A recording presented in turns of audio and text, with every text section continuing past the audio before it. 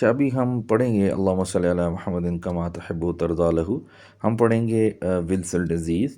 Wilson disease क्या है? It's basically a disorder जिसके अंदर हेपेटोसाइट्स के अंदर या ऑर्गन्स के अंदर कॉपर की डेपोजिशन ज़्यादा होना शुरू हो जाती है। याद रखें कि कॉपर बेसिकली तौर पे जब एक्स्ट्रा हो जाए और वो डिपॉज़िट हो ऑर्गन्स के अंदर, तो उनमें वो लिवर के अंदर हो सकता है, ब्रेन के अंदर हो सकता है या आई के अंदर। और ये 3 मेजर ऑर्गन्स हैं जहाँ पे कॉपर की नॉर्मल जो बॉडी है उसमें भी ज़रूरत रहती है। हम जानते हैं कि एक बाइल डक्ट, लेट्स सपोज अगर ये बाइल डक्ट है तो उसकी एक और डक्ट जो अंदर जा रही है लॉब्यूल्स की तरफ, उनके आइदर साइड पर हेपेटोसाइट्स मौजूद हैं और इन हेपेटोसाइट से छोटी छोटी डक्ट निकलती हैं और एक हेपेटोसाइट से जो डक्ट जिससे बाइल निकलना होता है इसको बाइल कैनाल कहते हैं। नॉर्मली क्या होता है कि जो कॉपर है ये अपटेक होता है इसका हेपेटोसाइट में, और जब कॉपर हेपेटोसाइट में आती है तो कॉपर 2 तरीके से ये इस लिवर से निकलती है डिफरेंट ऑर्गन्स की तरफ, या उसका जो फेट है या क्लियरेंस है लिवर से, वो 2 तरीके से होता है। एक तो ये कि जो कॉपर अंदर आई उसने वहाँ के एक प्रोटीन के साथ मिल गई जिसको एसेरुलोप्लाज्मिन कहते हैं। क्या कहते हैं? एसेरुलोप्लाज्मिन कहते हैं। और ये जो एसेरुलोप्लाज्मिन है इसके साथ जब वो मिल जाए तो उसको हम सेरुलोप्लाज्मिन कहते हैं, और इस तरह से एक प्रोटीन के साथ मिलकर कॉपर ब्लड में आ जाती है और फिर वहाँ से डिफरेंट ऑर्गन्स में चली जाती है।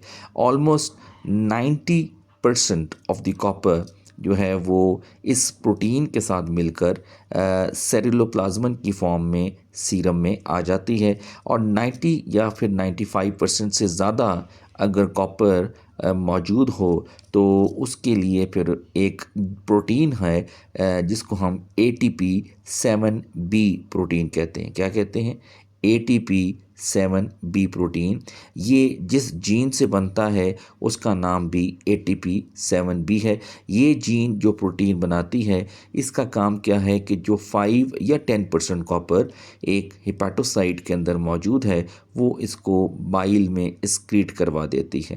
तो 2 तरीके हैं जब हेपेटोसाइट्स के अंदर कॉपर आती है। एक, जब वो प्रोटीन के साथ मिल जाए, जिस प्रोटीन को हमने नाम देना है, एग्जैक्ट नाम उसका है एपोसेरुलोप्लाज्मिन। जब एपोसेरुलोप्लाज्मिन के साथ ये मिलेगी यानी कॉपर, तो इसको हम कहेंगे सेरुलोप्लाज्मिन। और सीरम के अंदर जब हम कॉपर को मेजर करते हैं तो हम सेरुलोप्लाज्मिन लेवल को मेजर करते हैं। अब होगा क्या कि यूँ समझ लीजिए कि एक हेपेटोसाइट के अंदर ATP7B और एपोसेरुलोप्लाज्मिन से मिलकर सेरुलोप्लाज्मिन एक होम्योस्टेसिस बनाकर बैठे हुए हैं। अगर किसी वजह से ये ATP7B जो ट्रांसपोर्ट है कॉपर का फ्रॉम द हेपेटोसाइट, ये किसी वजह से अगर सबोटाज हो जाए या ये काम करना छोड़ दे तो क्या होगा कि वो जो 5 से 10% कॉपर पड़ी हुई थी जो कि सेरुलोप्लाज्मिन के अलावा कॉपर है जो कि ATP7B ने निकालनी है हेपेटोसाइट से बाहर, वो ज़्यादा हेपेटोसाइट में आ जाएगी और एपोसेरुलोप्लाज्मिन के पास ये इस प्रोटीन को बाइंड करने का जो सैचुरेशन है वो फेलियर हो जाएगा। इसलिए ATP7B जीन की म्यूटेशन की वजह से जो सेरुलोप्लाज्मिन है वो फर्दर कॉपर को इनकॉर्पोरेट नहीं कर पाता और उसका सैचुरेशन फेलियर हो जाता है। ये बात इसलिए जानना ज़रूरी है कि दिमाग में एक बात आती है कि अगर ATP7B म्यूटेंट हो भी गया था तो फिर भी सेरुलोप्लाज्मिन तो ज़्यादा से ज़्यादा कॉपर को इनकॉर्पोरेट करके सीरम में लेके जा रही थी।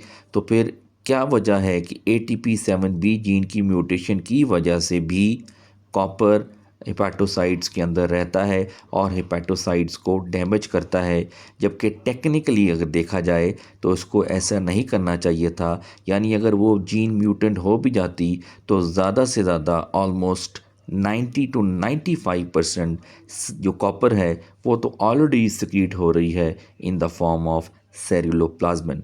तो इसकी म्यूटेशन यानी इस जीन की म्यूटेशन से हेपेटोसाइट्स को कोई बॉदरेशन या हेपेटोसाइट्स को कोई परेशानी का सामना नहीं करना चाहिए था।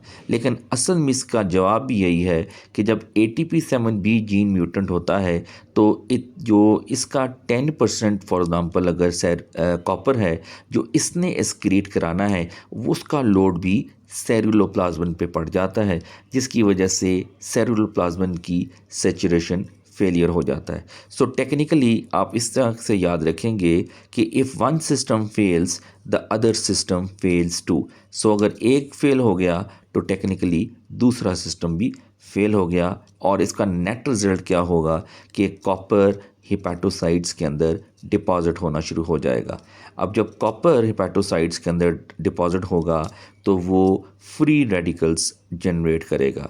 ये जो फ्री रेडिकल्स हैं ये हेपेटोसाइट्स को डैमेज करते हैं। हेपेटोसाइट जब डैमेज होंगे तो सारी की सारी कॉपर जो अनबाउंड फॉर्म में पड़ी हुई थी, ज़ाहिर बात है सेरुप्लाज्मिन ने भी काम करना छोड़ दिया और ATP तो वैसे काम नहीं कर रहा, तो जितनी भी कॉपर पड़ी हुई है इन हेपेटोसाइट्स के अंदर वो अब अनबाउंड फॉर्म में है, वो सारी की सारी सीरम में आ जाएगी। तो डॉक्टर्स जब टेस्ट करने लगते हैं और ये सारी जो अनबाउंड फॉर्म में कॉपर है ये लिवर में से तो बाहर आई है, ये आईज़ में भी चली जाएगी और ये ब्रेन के अंदर भी चली जाएगी और वहाँ जाके डिफरेंट मैनिफेस्टेशन करेगी, जो कि हम आगे चल के देखते हैं। तो डॉक्टर्स क्या करते हैं, वो सीरम कॉपर को चेक करते हैं।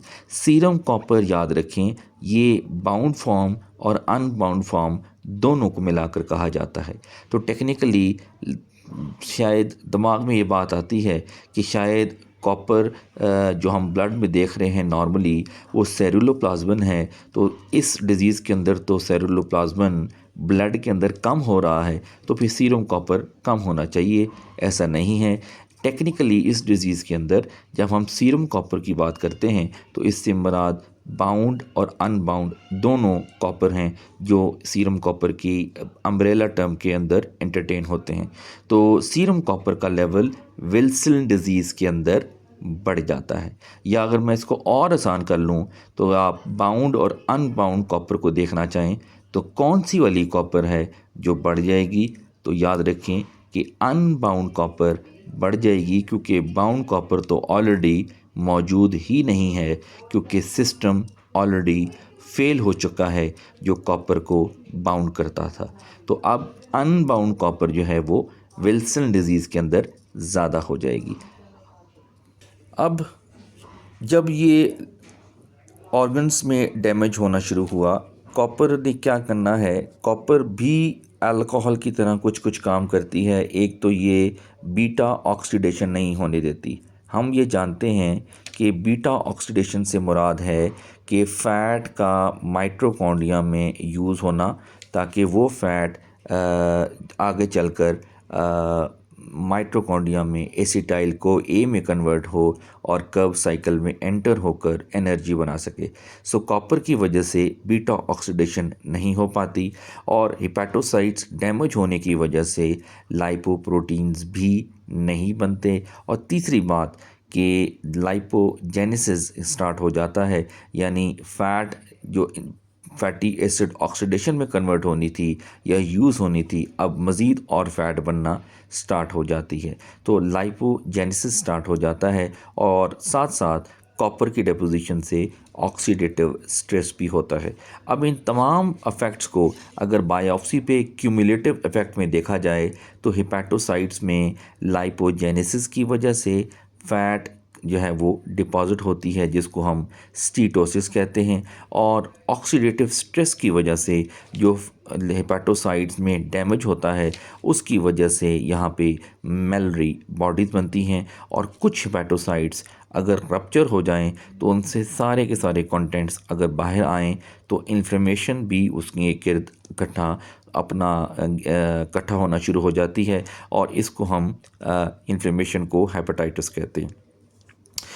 इसके अलावा क्योंकि मैंने बताया था कि ब्रेन को इन्वॉल्व कर सकता है, तो ब्रेन में ये टिपिकली इसकी जो प्रोपेंसिटी है, प्रोपेंसिटी का मतलब कि इसका जो रुझान है वो बेसल गैंग्लिया में है, और बेसल गैंग्लिया में इन्वॉल्वमेंट की वजह से ये न्यूरोलॉजिकल सिम्टम्स करती है, जिनमें ट्रेमर्स हो सकते हैं, कोरिया हो सकता है, और रिजिड डिस्टोनिया के साथ पेशेंट प्रेजेंट कर सकता है।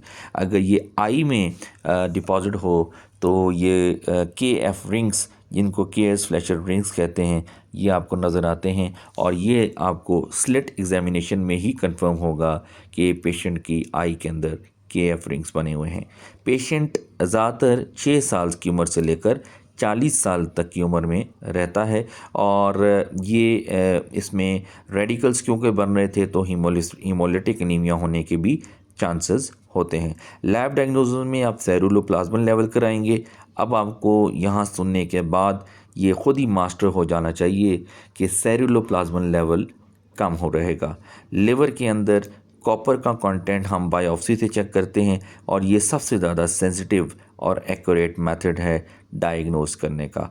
और इसके अलावा हम आई के लिए स्लिट एग्जामिनेशन करेंगे, और उसको ट्रीट करने के लिए हम चिलेटिंग एजेंट्स इस्तेमाल करेंगे, यानी वो एजेंट्स जो कॉपर के साथ बाइंड करके उसको बॉडी से एक्सक्रीट करवा दें, फॉर एग्ज़ाम्पल पेनिसिलामीन, या फिर हम जिंक ड्राइवेटिव्स देते हैं जो कॉपर की एब्जॉर्प्शन को रोक देता है। So this is basically Wilson disease for you, जिसमें कॉपर की डिपोजिशन हो रही है, और ATP7B जीन की म्यूटेशन की वजह से वो पंप काम करना छोड़ देता है, जिसकी वजह से जो 10% कॉपर बाइल के अंदर जा रही थी वो नहीं जा पाती, जिसकी वजह से सारा सिस्टम फ्लॉप हो जाता है, और कॉपर डिपॉजिट होना शुरू हो जाएगा हेपाटोसाइट्स के अंदर, और वहाँ पे वो हेपाटोसाइट्स के मेटाबॉलिक पाथवेज़ को डिस्टर्ब करेगा, जिससे फैटी चेंज होगी, इन्फ्लेमेशन होगी, और बाज़ औक़ात ये डिफरेंट ऑर्गन्स में जो है वो डिपॉजिट होगा, जिसकी अपनी मैनिफेस्टेशंस होंगी। Thank you very much.